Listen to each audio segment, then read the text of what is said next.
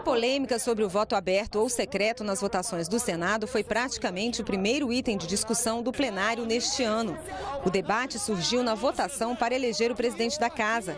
A disputa envolveu um longo embate entre os senadores que queriam a votação aberta e os que defendiam o voto secreto. Só defende o voto secreto aqueles que acham que a medida das ações de nós, parlamentares, não pode ter a transparência necessária. Quando a pessoa vota como cidadão, ela tem direito ao voto secreto. Mas quando alguém vota como representante, esse alguém deve satisfações aos representados. Nós podemos alterar o nosso regimento, mas nós temos um rito.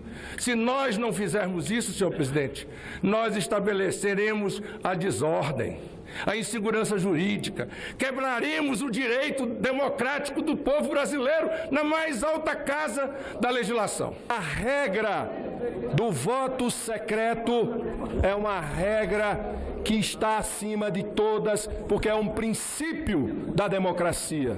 Eu não quero estar exposto à ira daqueles que não receber o meu voto. Depois de tanta polêmica, a forma de votação acabou sendo decidida pelo Supremo Tribunal Federal.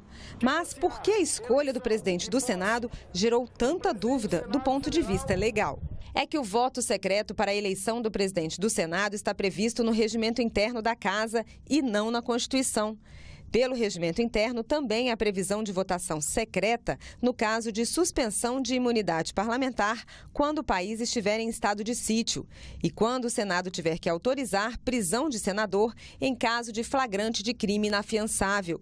Pela Constituição, atualmente, há a possibilidade de votação secreta quando se analisa a indicação de autoridades e no caso de destituição do Procurador-Geral da República. Em 2013, a Constituição foi alterada por uma emenda que acabou com o voto secreto nos casos de cassação de mandato parlamentar e análise de vetos presidenciais.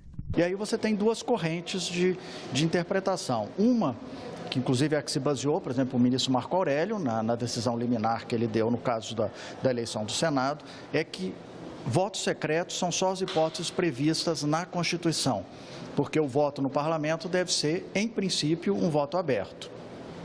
A outra corrente concorda que o voto no parlamento deve ser, em princípio, aberto, mas que, além das hipóteses previstas expressamente na Constituição, o regimento das casas poderia, em tese, em casos justificáveis, prever hipóteses de voto secreto. Para acabar com as dúvidas, o senador Lazier Martins apresentou um projeto que muda o regimento interno e estabelece o voto aberto nas eleições para presidente da Casa, para a mesa do Senado e também para a eleição das presidências das comissões temáticas. Eu tenho me empenhado muito desde o comecinho de outubro para que tenhamos um voto aberto de acordo com a regra constitucional que determina que todo ato de estatais, de instituições estatais, em consonância com a República e com o regime democrático, devem ser por publicidade, de tal modo que o eleitorado tome conhecimento daquilo que nós fazemos e daquilo que votamos. O senador já conseguiu 44 assinaturas para apresentar um requerimento de urgência